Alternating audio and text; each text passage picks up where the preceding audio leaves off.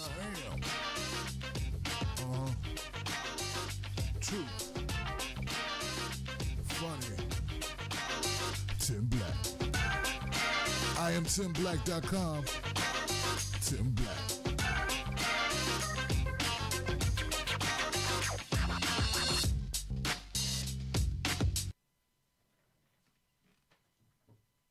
Let's sprinkle some crack on him and get out of here.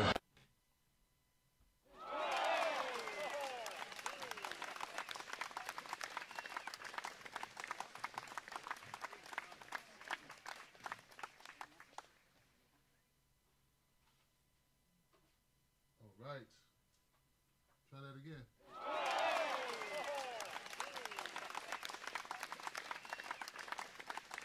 All right. That's crazy. That is really crazy. All right, so let's go. Oh, here we go. There it is. Oh, hey people, how you doing? Welcome back, welcome back. It's only been a couple hours since our last live stream, but that's okay because welcome to Black Word Today. Black Word Today, that's the name of the show.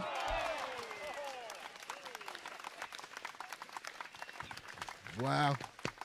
I got my people on Periscope, my people on YouTube, my people on Ferris wheel, on YouTube, Facebook. I'm so many places, man. I got so many jobs. What's the old saying? I'm a Jamaican. More jobs in the gym. Listen, guys, do me a favor. Share this post. Share it on your social media. I really would appreciate it because there's a lot here to discuss. And I want to get the word out about the show. I'm going to get the word out about the conversation. For one, I'm the hardest working man in media.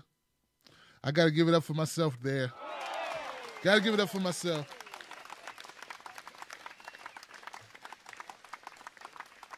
Some people can't do 3 shows a week, let alone 3 shows a day. Come on, man. You got to get a brother that. And if I don't say it, nobody else will. But let me tell you what the show's going to be about today, right? You know what we do here? What we do here is we hit several stories.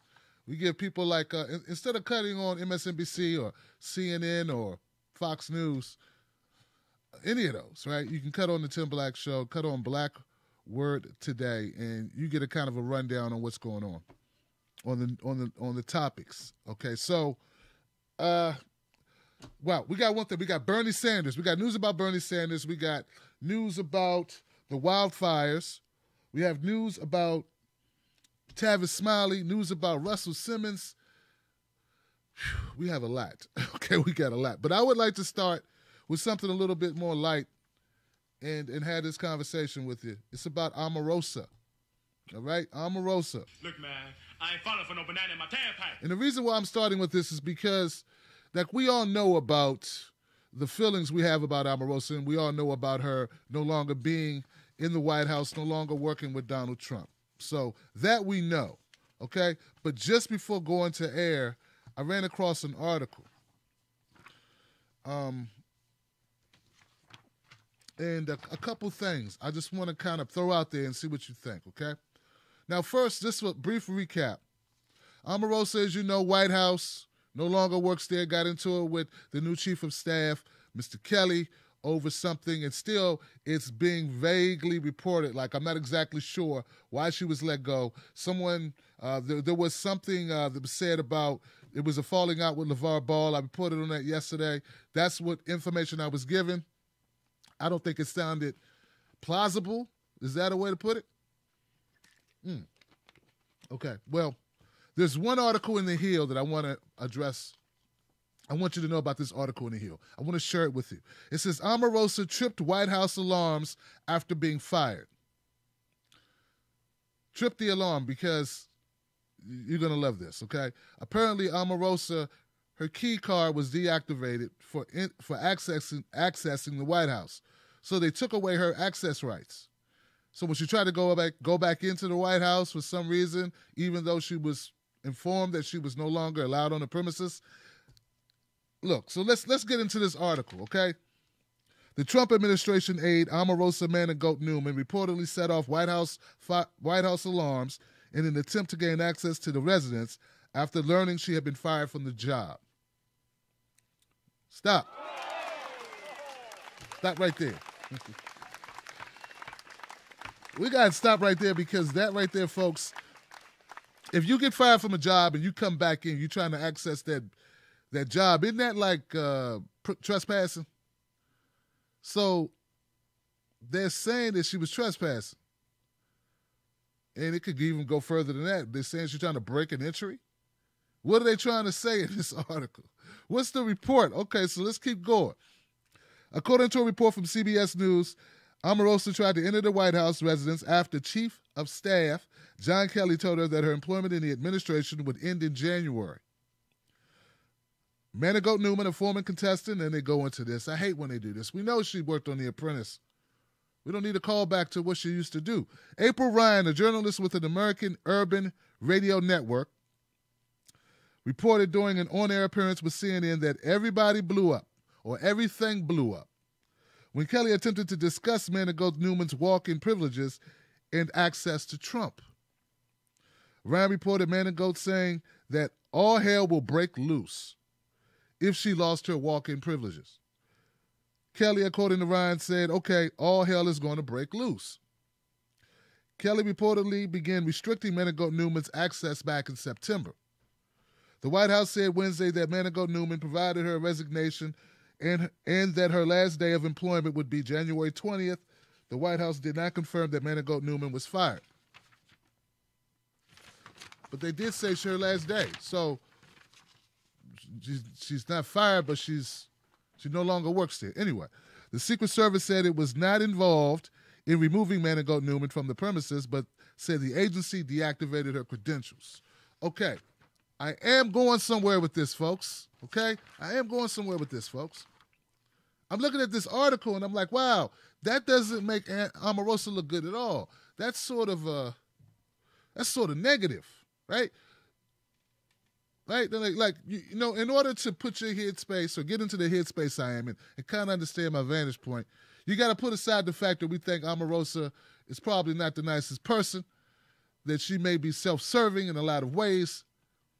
You got to bench that, couch that part of it in order to kind of see where I'm coming from, because what I'm trying to do is not give her a pass. I'm trying to be objective at this situation, and I'm saying, like, a lot of people have left the White House, right? A lot of people left the White House. Trump has more turnover than the Denny's. Come on, y'all. A lot of turnover in the Trump administration. People leave all the time. Scaramucci got fired. Steve Bannon got fired.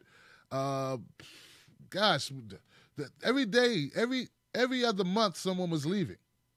I'm leaving a lot of people out too, but none of the other people that got fired tripped an alarm. That's all I'm saying. Like, nobody else tripped an alarm. Sean Spicer, he got fired. He didn't quit, did he? He got relieved, right? Trump threatens to fire people he used to every other day on Twitter. Right? He hints that he's going to fire Jeff Sessions. He hints on terminating everyone, but no one else have I heard any, like, scuffle, or I'm hearing about, you know, she acted a certain way, yelling matches. I haven't heard any of this. Correct me. If you've seen other articles of other people, the other 20 people that are no longer in the Trump administration who had a job in the White House, if you know of one of those, other than Omarosa, that made news as if this person didn't know how to leave. And remember, they said she resigned. It says here, once again, the White House said Wednesday that Manigault Newman provided her resignation and that her last day of employment would be January 20th. So she's still employed, but they cut off her access rights. See what I'm saying? Look, and once again, in order to look at what I'm doing, what I'm saying, you have to look at it. You have to put aside for a second, suspend your feelings about Manigault, Omarosa, for 1 second. Why is she getting treated like this? That's all I'm saying. Why is she getting treated like this? Why her? Why nobody else? Now, before you answer that question, just make sure it's not based in some, well, she black. You know how we are. Because, see, I hate that kind of thought. I hate that kind of conversation. It's like a stereotype that black people are the only people that get upset if they lose a job, which we know ain't true. Or that black people are the only people that can get upset, period. And get loud. Like, white people can get loud. Okay? I'm just saying, why is it only Omarosa? And isn't it kind of convenient that she's out of a job and now she's acting her ass according to reports? You know, kind of fits. Now I'm just saying it's kind of convenient. I'm just getting to the what's behind it. Now, once again, Omarosa, who knows what happened? Who knows what went on? I'm just pointing out what I see. All right? I'm just pointing out what I see. Now, while I was thinking, wow, it's weird. Like, I know April Ryan, I know she's an establishment individual. A lot of people, like, how can I say this? April Ryan, she's like a friend of the Clintons, which is a friend to the establishment. So basically, in essence, what I'm trying to tell you is that I have just as much contempt. Make sure my volume's good. I have just as much contempt for Omarosa as I do for April Ryan. See, that's how I am. See, when I look at somebody who's in bed with the Clintons, who works with the Clintons, I look at that person as part of the establishment. Just like I look at Omarosa, who's in bed with the Trumps, and part of that, whatever that is, they're not the establishment. Trump is not the establishment. They didn't want Trump. Remember that. But I'm seeing people kind of talk about Omarosa in a way where it's like they listen to April Ryan, and I don't know about April Ryan. Just because you black don't mean you got my back. For either of them. Either of them. Either of them. All right? See, if you don't know me very well, you will find out I'm not a Democrat nor am I a Republican. Neither one. All right? So, now this is the thing. This is the kicker to the whole Omarosa thing. This is not tabloid. Listen to this. Omarosa says she was very lonely at the White House due to lack of diversity. All right? This is an article. It came out today. This is one of the reasons why I'm running a little bit late, because I had to grab this. Listen to this. ABC breaking news. Omarosa Maganote Newman, President Trump's outgoing director of communications at the Office of the Public Liaison, said she was very lonely in the White House due to its lack of diversity. It has been very, very challenging being the only African-American woman in the senior staff. Manigault Newman told ABC News Nightline on Thursday. There was a lack of diversity that I will acknowledge, she said, saying it was very lonely. The former apprentice contestant left the White House on Wednesday under disputed circumstances. Press Secretary Sarah Huckabee Sanders said in a statement that Manigault Newman submitted her resignation, but reports emerged she was fired by Chief of Staff John Kelly. The U.S. Secret Service denied claims that they had to escort Manigault off. Then they go into talking about April Ryan and how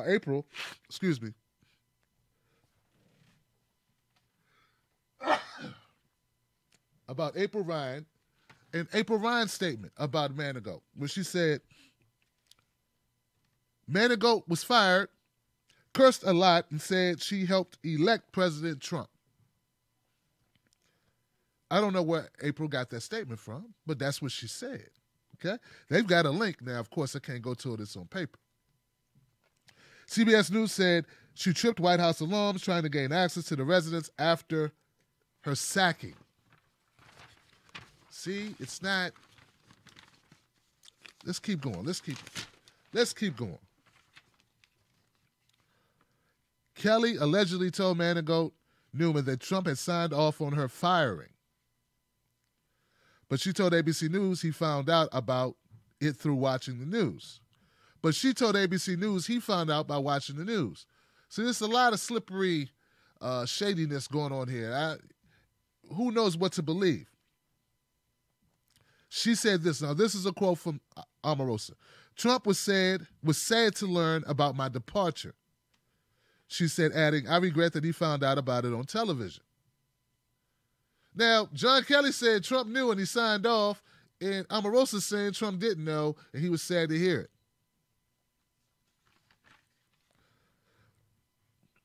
Manigault Newman said earlier Thursday that she saw things during her time as an assistant to the president that made her uncomfortable. I regret that we haven't reached the level of diversity in this administration and that I strove to see, she said, a comment that Huckabee Sanders rebuffed in a Thursday briefing. Now, this is what Sanders said, Sanders Huckabee. We have a really diverse team across the board. This cold is killing me. We have a really diverse team across the board at the White House, Sanders told reporters. We always want to continue to grow the diversity here. Something that we strive for every day is to add and grow to be more diverse and more representative of the country at large, and we're going to continue to do that. The White House said Wednesday that the aide's official last day will be the 20th, 1 year after Trump's inauguration. All I'm saying here is that I don't want to, just because Omarosa is not one of my most favorite people, I don't know her personally, I don't want to really jump on top of this situation and say how horrible she is. I will tell you she got a wake-up call, but according to her, I think she already knew she was woke to begin with. She already knew that she's in this position and she has no power. Okay? Omarosa never had power, and I question how much direct access she actually had to Donald Trump. Part of my criticism for Omarosa has been when she was at the National Association of Black Journalists and when Ed Gordon asked her questions about Donald Trump, she could have just been honest and said, hey, I'm nobody. I'm for show. They just put me in here because I'm black and I know Trump. See, that way, look, that way people can stop holding your feet to the fire as if you have some control over any policies or any other decisions Trump makes, whether it be tweets, whether it be executive orders, whether it be legislation that gets passed, or what have you. You don't write his speeches, but instead of being honest, you try to give the impression that you are the special Negro, and then when things go badly, people hold you accountable in part with Trump, when you really have no influence. It appears to me John Kelly came in and said, hey, don't even come to his office. Hell, don't even go on the floor where he's at. You are no one. So don't act like your time with The Apprentice gives you any access. It doesn't. I control who accesses the president, not you. Beat it, sister. Now, that's just an assumption based on what I read. So I'm not gonna back up April Ryan because I think April Ryan kind of knows that Omarosa didn't have any power. And she kind of knows she ain't responsible for anything. Hell, that position Omarosa had, didn't they just make that up? Let me just grab something out the air. Here go a name tag. Go over and sit down, and when it's time to take pictures, just show your face.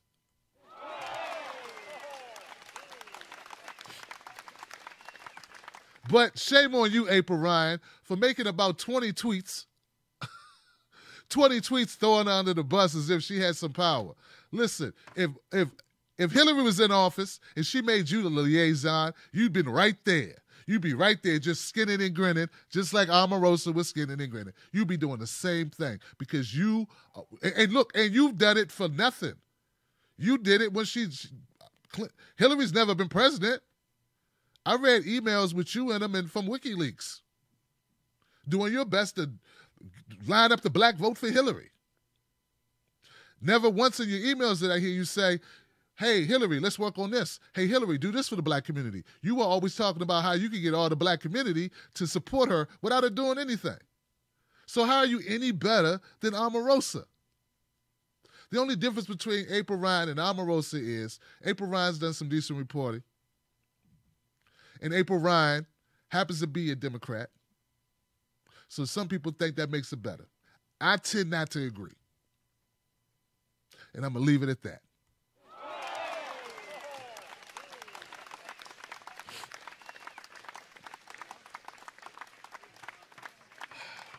Like, you know, do you want stale Brussels sprouts or do you want stale green beans? They both bad. I want neither one of them. Had to slide that in. That's how I roll. All right. Next topic. I think I beat that one to death. If anybody's still watching, let's talk about Russell Simmons. Let's talk about Tavis Smiley. Let's go to Tavis Smiley first. Now, Tavis Smiley, trending on Twitter was Tavis Smiley's name. I knew when I saw that it wasn't going to be a good thing. Evidently, Tavis Smiley, and not evidently, yes, a statement was released by PBS that said that Tavis Smiley was no longer going to be aired on their network, that they had conducted an investigation and found that Tavis Smiley had engaged in some type of sexual misconduct. When I first heard this news, of course, I was like, what? Not Tavis Smiley. Tavis Smiley is one of the few people that stood up to President Obama, tried to hold President Obama accountable. But just because I like someone's journalistic integrity, what they stand for, does that mean they couldn't do the wrong thing? So I did not dismiss what was said until I got more information. Well, I was on Facebook today and I saw this video. I hope that I have Tavis Smiley's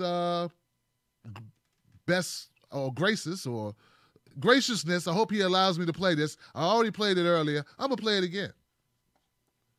All right. Let's see. Tavis Smiley. Hi, I'm Tavis. I was as shocked as you were to hear of PBS's sudden announcement regarding my television program.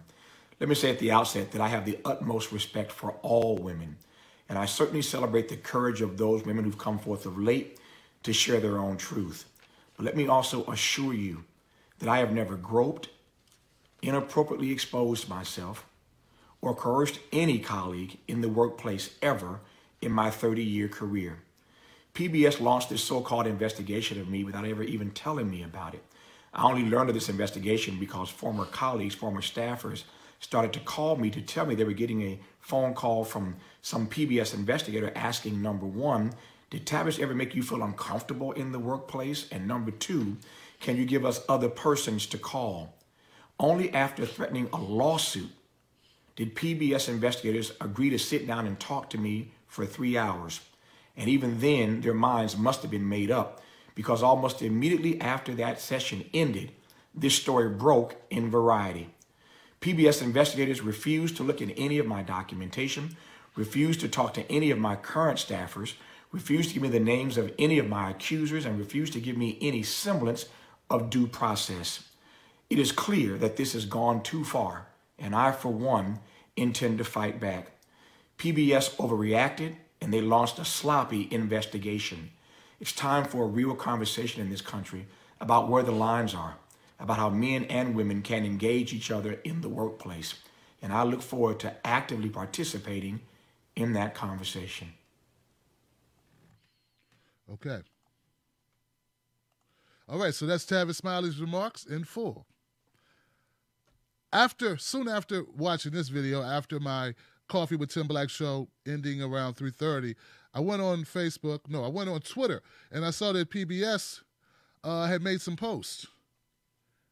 And gosh, I don't want to try to pull them up now just because I'm live and I'm streaming on multiple platforms. But they retracted their earlier statement that Tavis Smiley did anything of a sexual nature.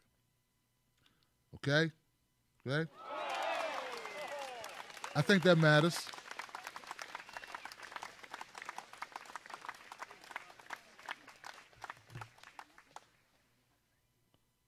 So I think it matters. I think it matters that they made this correction. I think they removed the word sexual from their announcement. So does that mean that Tavis Smiley had some type of,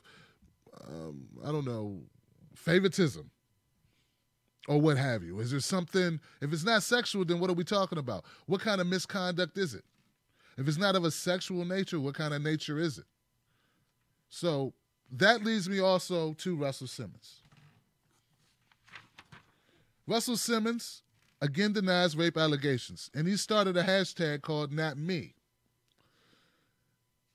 Russell Simmons says he's going to fight. He says, today, I begin to properly defend myself. I will provide without any doubt that I will prove without any doubt that I am innocent of all rape charges. Today, I will focus on the original sin, Kerry Clausen, the claim that created this insane pile-on, my hashtag Me Too. Stay tuned! Exclamation point. We'll share evidence today and tomorrow, the case of Jimmy Lumet. My intention is not to diminish the hashtag Me Too movement in any way, but instead hold my accusers accountable. Not me. Again, this is not a movement against or even in conjunction with hashtag Me Too. It's just a statement about my innocence. Now, this was a statement that Russell Simmons posted yesterday. In addition to the rape allegations reported in the newspapers, 4 additional women have alleged of inappropriate sexual behavior against Simmons, including actress Natasha Wilson Blatch, massage therapist Erin Beatty, and the 2 former employees at yoga studio Tantras.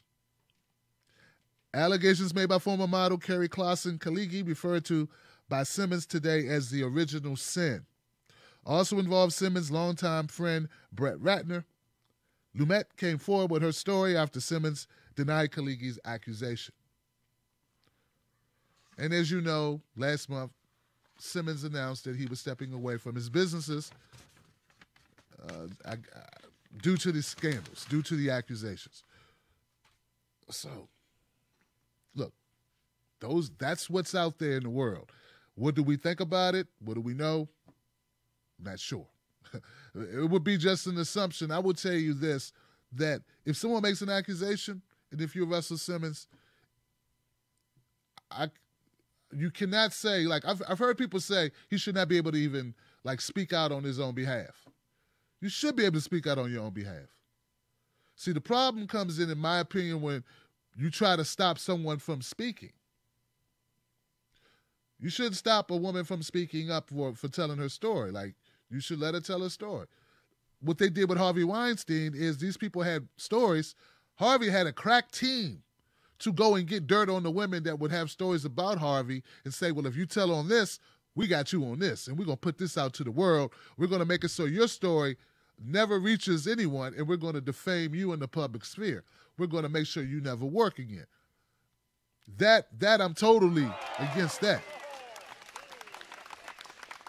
And I think most well-meaning people, I think most people would agree, like, you know, that's horrible, that's despicable. How can you have this type of attitude? Those type of actions can't be respected. But that being said, even though I've always looked at Russell Simmons and I say he's into yoga, he's into spiritual stuff. Meanwhile, he's got like check cashing, like predatory lenders. He's got the rush card. He's got all this stuff. I'm like, you know, I remember how Russell acted in the 80s. So I never really bought into the whole yoga and the, you know, the and you know, all this stuff and I never, you know, and that's just me, man. Like, I could be wrong. That's fine, you know. I'm just operating based on my own gut feeling. So when I heard these allegations about him, I was like, yeah, he probably did that 10 years, 20 years ago. Maybe that's why he started. But these are just assumptions. I don't know. I think people are rushing to judgment on a lot of people, and all I'm saying is I don't know if that's the way to go.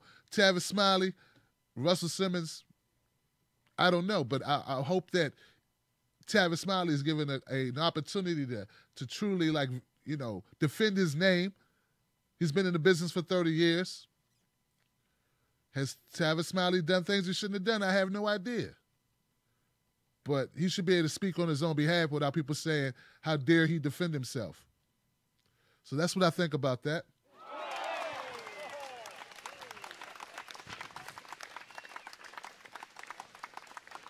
That's what I believe. But I'll tell you this, and this is part of why see if I can loop this together. Part of the reason why I'm not so supportive of what I see the media doing when it comes to the Me Too movement is that I know for a fact that there's a lot of sexual abuse that occurs in this country that gets no publicity whatsoever. None. Take, for instance, this. Now, this isn't sexual, but this is abuse. A jury awards a family millions after finding doctor medically negligent in care of tortured 8-year-old Chicago girl.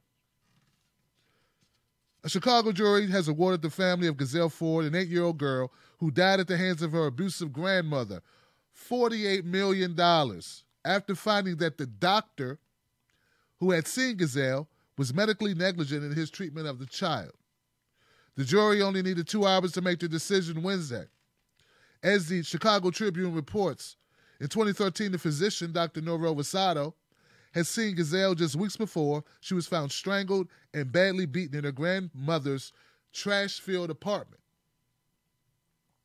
Helen Ford had regularly and systematically abused, let me say that again, Helen Ford is the woman's name, had regularly and systematically abused her granddaughter, beating her, denying her food, water, and tying her to the bed for days at a time. Helen Ford is currently serving a life sentence in prison. But listen, Gazelle's family filed the wrongful death suit claiming that Rosado had failed to notify authorities about possible signs of abuse. Rosado testified that he had found non-specific and non-suspicious bruises on Gazelle's legs and rear. But he says he didn't think those bruises were indicative of child abuse. Really? Really? Really?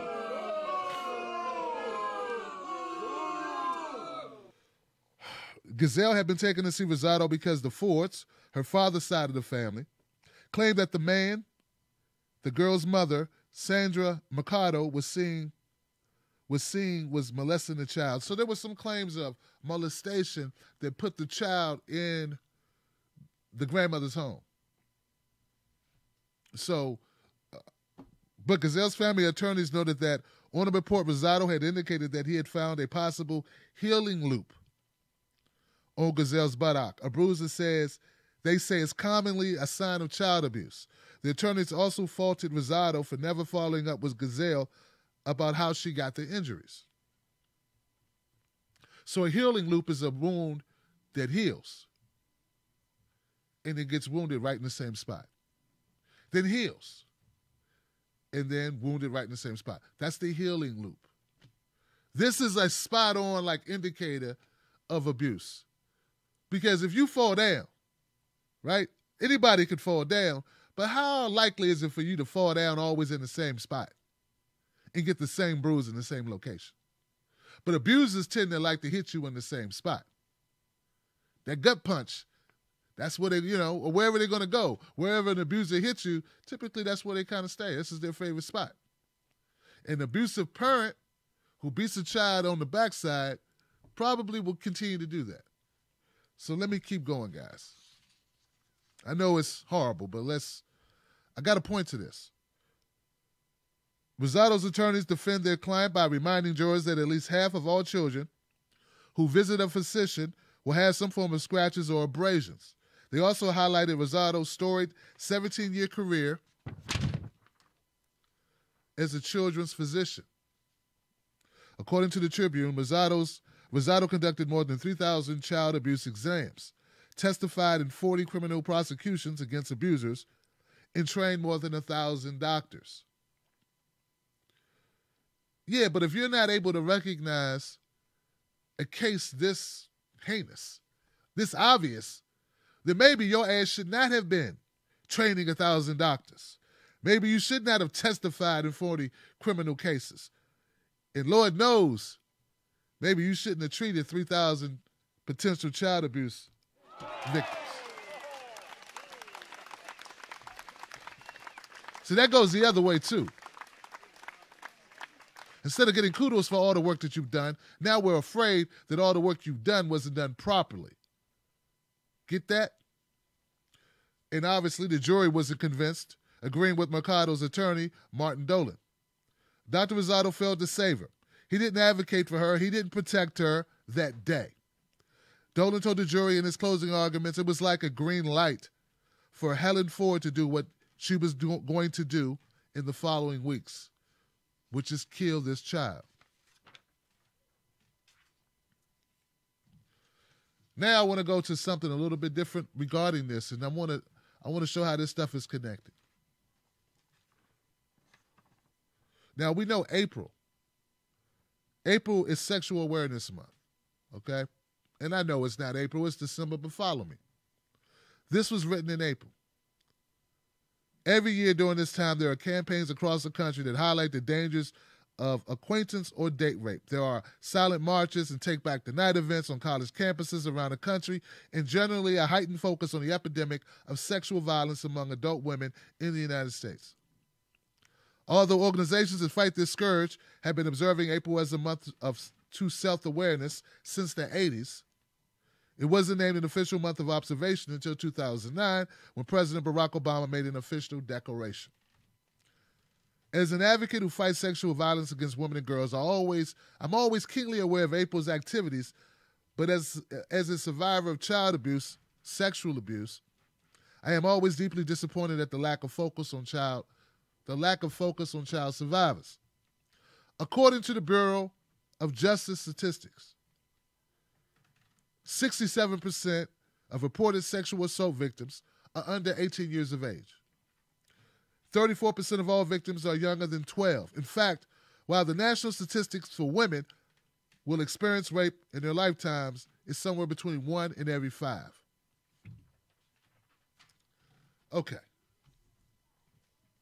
I gave you all that information, all that, talked about all those things. And the reason why, because it's something so prevalent, it's something so prevalent, so indicative in our system, so there. It's just there. To act as if the Me Too movement is a great thing. But for media not to focus on these issues, like I didn't even know April was Sexual Awareness or Abuse Month. I didn't know that. And these entities that are using this, they can report on these stories constantly, daily. They do not talk about these stories. I didn't hear about the Chicago story, other than I was looking for something to bring to you today. So if these media entities want us to actually believe, they actually care about these women that are coming forward with these Me Too stories for anything other than clicks, why aren't they talking about this all year round? Why aren't we protecting women all year round? If the stat is true, 1 in 5 women, if the stat is true that thousands of young girls are abused this way under the age of 17, why not an outcry? Why not an outcry? Part of the problem that I have when I talk to guys about this, because I've been following these stories and covering them, is a lot of men don't believe that men get down like this. Like, a lot of men look at life through themselves. They see the possibility of someone being a deviant, being an abuser, right? They do recognize that, but they think that's a rare thing because they aren't abusers. If you're not an abuser, the idea of somebody just beating up on women or raping women or any of that, to you seems foreign. But it's the lack of coverage that makes you think it's foreign. See, that's my point. If media really cared, they make this issue be more front and center. Then more men would realize that, hey, for someone to do this, it doesn't matter who they are. It's very possible. It's not like you're seeing a flying elephant. It's not a rare thing. It's not like a UFO sighting. It's not like a reality TV show star actually having talent. Like, it's not that rare. It's not rare at all. All right? So, my thing is that I believe the more notable a person is, the more likely they will do what they did to Tavis Smiley. Now, Like, even if you think Tavis Smiley may have done something inappropriately, that's fine, think that. But Tavis Smiley is the only person who's really come out and said, hey, man, I was getting calls from people I used to work with.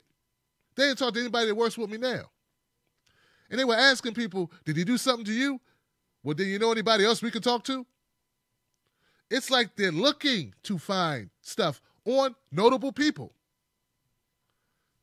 Why? Why would you do that? We have stories after stories of real people like Gazelle. If you want a champion for somebody, why not champion for the people that are currently going through these hardships right now, whose names you don't know, who aren't attached to celebrities? Why not give a damn about regular people in your neighborhood, in my neighborhood, where I grew up, where you grew up? Why not care about those people? And we all know the answer to that, right? Some of us were born at night, but not last night, right? We know why they care. We know why these are getting publicized. It's because what? Come on, man. Come on, man. Playing with my money is like playing with my emotions. Playing with my money is like playing with my emotions, and I think it's the other way. I think they playing with your emotions to get your money. That's what I think.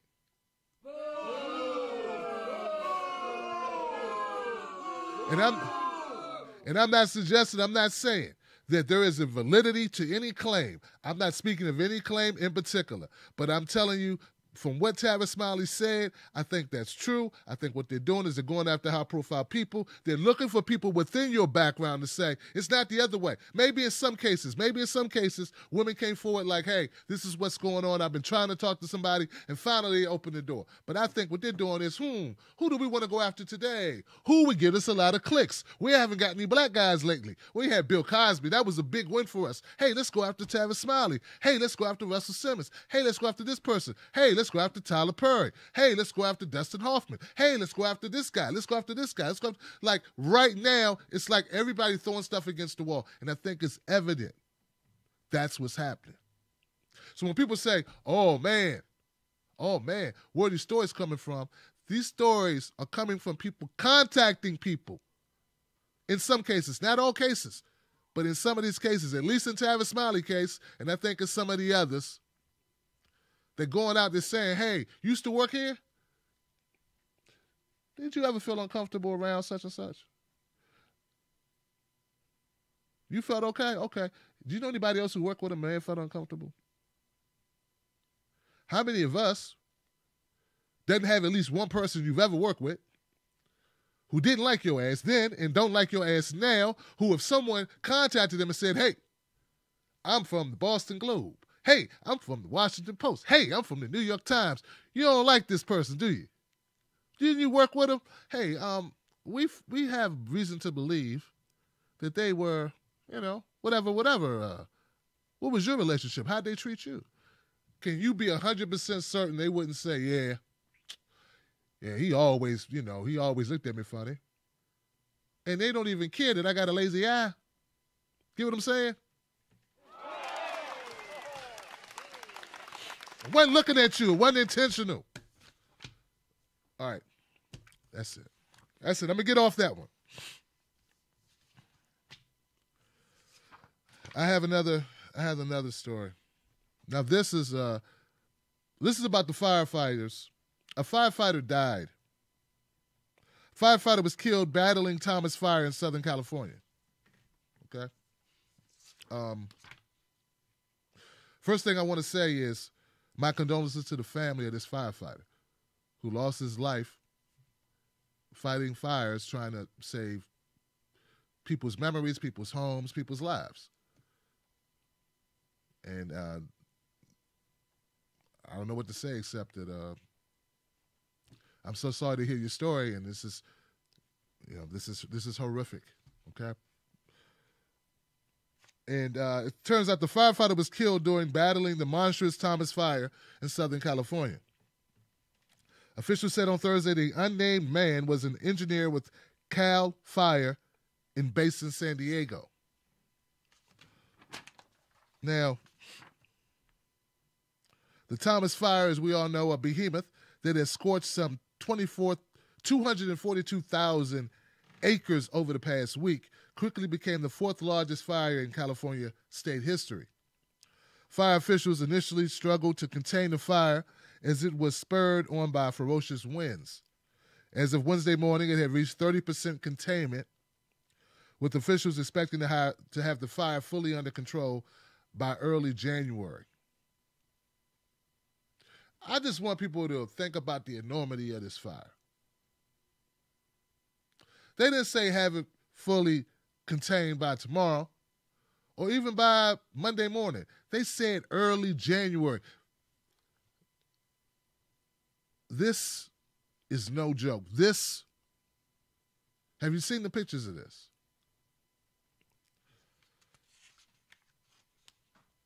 Around more than 8,000 firefighters were dispatched to fight the Tavis fire, including 1,200 from other states. But the resurgence of strong winds had officials worried the blaze could gain new life on Thursday. Around 18,000 structures of buildings, homes, are still under threat from the flames, and nearly 1,000 have already been destroyed. The National Weather Service had a red flag warning in effect for much of Los Angeles and Ventura counties through Friday morning, warning that some areas could see gusts up to 55 miles per hour, which will push the blaze and continue the burning and destruction. One of the reasons why I wanted to focus on this is what I find a travesty is the use of prison labor to fight fires. Listen. For months, thousands of firefighters have been battling raging wildfires in the tender, dry forest of drought-stricken California. Most are employees of the state's fire service, but more than a third are prisoners. These prisoners who earn money in early release in return for doing an exhausting, dirty, and dangerous job. Then they go on to describe this young man. His name is Henry Cruz. He was sent to San Quentin prison 3 years ago for a crime he doesn't want to talk about. He never thought he would spend part of his sentence fighting fires. But that's what he's been doing for the last 18 months.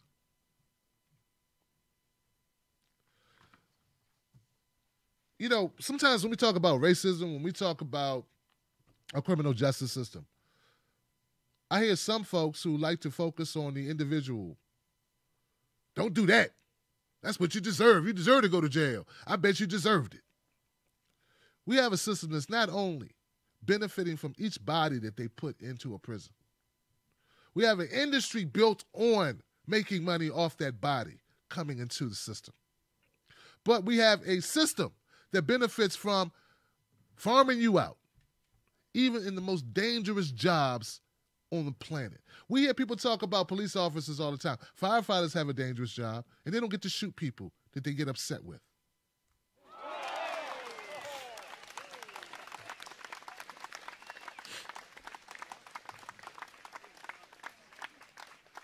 My brother was a firefighter, a volunteer fireman. He loved his job. He said the job was great. It was great right up until the day he went into a building, into an apartment that was on fire, lifted up a mattress, and saw a baby burned almost unrecognizable underneath the mattress. Yeah, that was his last day as a fireman. Because it's not an easy job. And it may be rewarding, but it's dangerous, and you may see some things that you may not be prepared to see. This is a job that people volunteer to do or people get paid to do. But this should not be a job that you get farmed out to do because you like to get out your sale. Nor, if you get paid, should you get $2 a day to do it. So for all those people who love to be my conservative friends, my conservative black folks, who love to side with the system, who just, well, that's what they get. At least they get to get out and put themselves to work. No. Whether they are making components for cell phones, hubcaps, whatever they're making, There's a money attached to it. I encourage you to go watch the PBS special, Slavery by a Different Name. Please watch that. Please watch that. This ain't nothing but prison leasing. This ain't nothing but Negro leasing. This ain't nothing but slavery by another name. That's all it is. It's the same as it ever was. It went from Emancipation Proclamation, sharecropping, prison labor, farming you out. They couldn't keep you as a slave. In fact, they treated you worse now that you were in the prison system. They just arrest somebody else. They don't have to buy you. They can rent you. How do you treat cars you rent? The worst car in the world is to buy a rental car. Rental car been dogged. Rental cars, well, that's what they do with people. You understand what I'm saying? So let's slow down on the whole, you blame the victim, blame the person in a horrific situation. And look, I'm not supporting people that do crime, who commit crime. But what I'm saying is, in most countries, if you saw a neighborhood or a community or a group of people, whoever they are, who were living in poverty, you would say, I bet you there's some crime over there. Because those people are poor as hell. Those people trying to make it. Those people are trying to survive. If you get caught with a little bit of weed, you can lose access to housing, access to food stamps, access to jobs, access to vote. Do you realize that you live in a system yet that is designed that way? Or you think that's all accidental and you blame one person, Jimmy, for being caught up in the system? That's why I had a problem with the comments that Denzel Washington made, because you don't get nothing. There's no way that so many people could be caught up in the system that it's those individuals' fault. No. Just like it takes a lot of people to build a building, it takes a lot of people to build a system. It's a design. They'll take white people too. They'll take Latinos too. But their favorite pillars to build this system, this prison industrial complex, this industry of housing bodies, is the good old reliable black body. All right.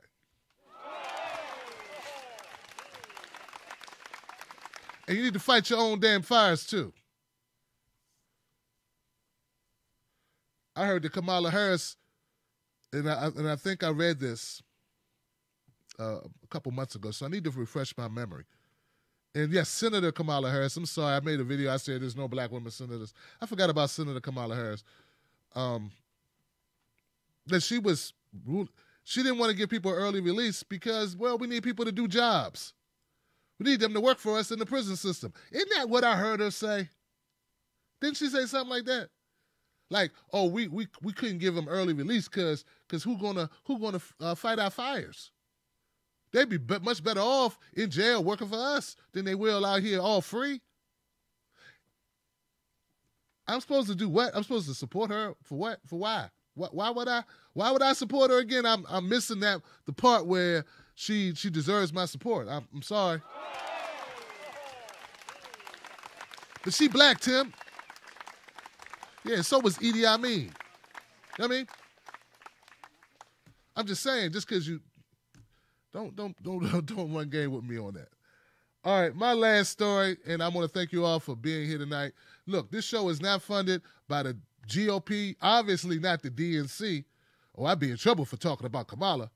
I done messed up. They're going to come get me now. They're not going to invite me to all the reindeer shows. I ain't going to be able to participate in any of the reindeer games. But see, that's the beauty of this show, is that it's funded by people who watch the show. That's you, man. That's it. That's you. So, if you enjoy this content, if you realize that, hey, Tim's trying to give his information, he's also trying to be a little entertaining. It's just naturally who I am. I do a little stand-up comedy here and there, and I'm an activist, and I'm a writer. So, I use everything I got. But if you value it, please go to TimBlackTV.com. Find me on Patreon as Tim's Take Live, and subscribe to everything. I'm on Facebook. I'm on Twitter as Real Tim Black. I want to let you know that I realize that Bernie Sanders is not everything. No, Bernie Sanders is not, if you're a Christian, he's not Jesus. I realize that. I know that Bernie Sanders is not Superman. You know, people like to say the code of personality. You know, Bernie Sanders has been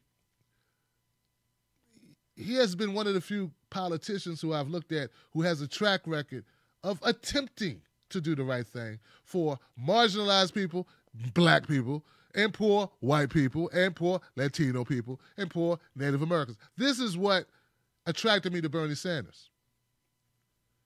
He's done a lot more than Doug Jones, and we went out and voted for Doug Jones, and all Doug Jones tried one case 40 years ago. Bernie Sanders I seen film of him having filibusters talking to himself on the Senate floor for like 10 hours by himself, fighting the crime bill or fighting some other bad policy that's going to hurt us. And we went out 96% black people voted for Doug Jones. We should have had the same attitude towards Hillary Clinton, but we didn't. And Tim, are you comparing Hillary Clinton to Roy Moore? Yep. Just because you're not someone who will make an outward statement like, I don't know, we was better at slavery, don't make you better than somebody else who calls us super predators and also signs legislation or peddles legislation that hurts black folks. Same deal. And poor folks. And when you say black folks, poor folks, it's kind of the same thing because by and large, we just don't have the capital. It's just the way it is. But the reason why I say all that about Bernie Sanders is because I'm about to show you something. I'm about to show you that it's possible that we may get another bite at the apple. We might get another bite at the apple with Bernie Sanders. And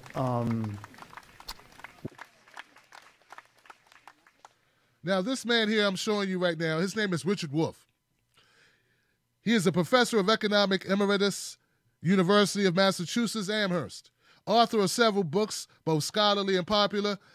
One of his most notable writings is Democracy at Work, A Cure for Capitalism. You may have seen him on the Bill Maher, Charlie Rose, Al Jazeera, Democracy Now! He's been a lot of places. He's given a lot of talks and interviews. The name of his organization is Democracy at Work. It's a nonprofit 501c3 that advocates for workers' cooperatives in democratic workplaces as a key path to a stronger democratic economic system. I believe that economics, we need to be empowered economically, that income inequality is the biggest issue facing America for working people. A couple days ago, he gave this speech, and it's only 2 minutes. I want you to check out what he says about Bernie Sanders. Spring of every year, and we'll be hosting the next Left Forum, June 1 to June 3rd of 2018. And I'm pleased to let you know, before the public knows, that one of the keynote speakers will be Jane O'Meara Sanders, who is the wife of Bernie Sanders, for those of you who don't know. And one of his closest advisors, the head of the Sanders Foundation, and the person who will be advising him when he runs for president again in 2020. I just found that out too, so here's some hot news for you. Okay. Give it up for that.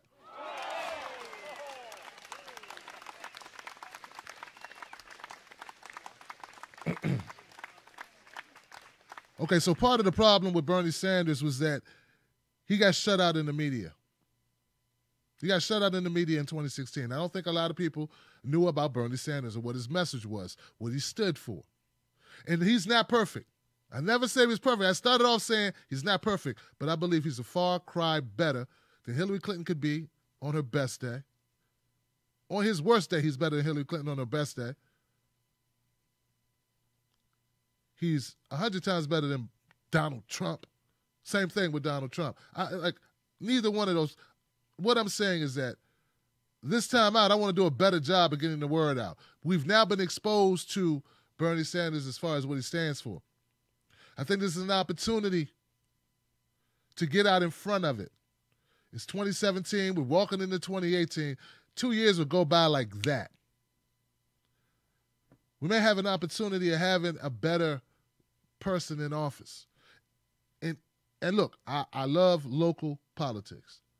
I think local politics is where it's at. I believe your governors, your mayors, your city council, your sheriffs, all of it, I think that matters immensely. But if you have learned nothing from Donald Trump, you learn that this matters. This right here, this thing right here. See this? Everybody loves to talk about what Trump didn't pass, okay? But see, he uses a pen to get a lot of stuff done. Obama could have used that same pen. For some reason, Trump's pen the only pen that worked. For some reason, Obama's pen didn't work. I don't know what's the difference. Why Trump can write bad executive order after bad executive order and no one go get him. But Obama was like, well, let's see. Let's do this for this group. Let me take care of the folks over there. All right. Take care of these folks over here. All right. You good? Okay. Oh, you take care of the black folks? Oh, no. Hold on, Pookie. Hold on. Pull your pants up, Pookie. That's the problem. You need to pull your pants up. I'm the president of America. I'm not president of black Americans. Oh, you guys need something? Let me see if I can come over here and help you out. Let them know. Hey, Sasha, go give me another pen. I got to write some more for my friends over here. Because, see, they make us do stuff to get their vote. So go give me another pen, all right? Hey, Michelle, throw another burger on the grill. I'm doing some more writing for the LGBTQ community. We're going to get their vote. See, that's the thing. I do not believe if Bernie Sanders was president, you'd be talking about this damn wall. I don't believe he would be up there calling NFL players sons of bees, sons of bitches. I don't believe that all this bullshit that we deal with, this motherfucking Trump be doing, I don't think we'd be dealing with any of it. That's what I believe. All right? And I believe some of the problems that we have right now, we'd have them if Hillary was in, because I don't see Hillary as a fighter for the people more so than somebody who wanted power, who needed to go have several seats. That's what I believe. And I think in 2020, if we're given an opportunity where we could vote for Bernie Sanders, as opposed to some other neoliberal, like some Kamala Harris or Cory Booker, I don't care what color you are, if in your heart you are not standing for the people. It does not matter to me. What matters to me is your policies. That's what matters to me. And that doesn't mean those people I just named have never done anything ever positive to help people. I don't mean that. All right? Cory Booker at one point was doing something on criminal justice reform. Great. But his body of work is not that would inspire me to think he's going to be anything different than Obama 2.0. And the same thing with Kamala Harris. But I don't have that feeling about Bernie Sanders. And if I did, I'd say so. So, Bernie Sanders may run in 2020. It looks like that's the word that's going out. I will do my best to bring Jane Sanders on this show. I will do my best to have a conversation with her. Hey, I could do it now. Don't be like, you ain't gonna get Jane Sanders or Bernie Sanders. Well, I had Nina Turner, right? I had Ro Khanna. And Monday at 9 p.m., I'm gonna have Donna Brazile. Then we'll get to the real bottom of the whole Russia hacking thing. All right? So Donna Brazile will be on my show, 9 p.m. Eastern Standard Time, on YouTube, on Periscope, on, what's the other one? Facebook. Oh, Facebook. Hey, Facebook. So anyway, guys, that's all I got for you. Just give all that, let that swirl around. Let me know what you think. Send your comments to tim@timblacktv.com. Send your story ideas there as well. Email me your story ideas. Listen. This show is only as good as the content I provide, but you help me do it because I am a one-man show. Yeah. So I need your help. I need you to help me give better, put out better content with stories that are relevant to the issues that you face. So I'm going to give a shout out to Lakeisha Rankin for some of the story ideas I used today.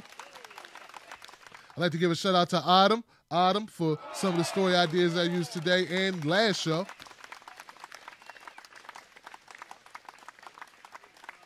That's right. I think that's it, y'all. I'll see you guys at 9 p.m. Eastern Standard Time. If you're around, tune back in because, it's the Tim Black at Night Show. I told you I was the hardest working man in media. Now you know. Peace. Tim Black. Tim Black. Tim Black. Yes, I am. True. Funny. Tim Black. I am TimBlack.com. Tim Black.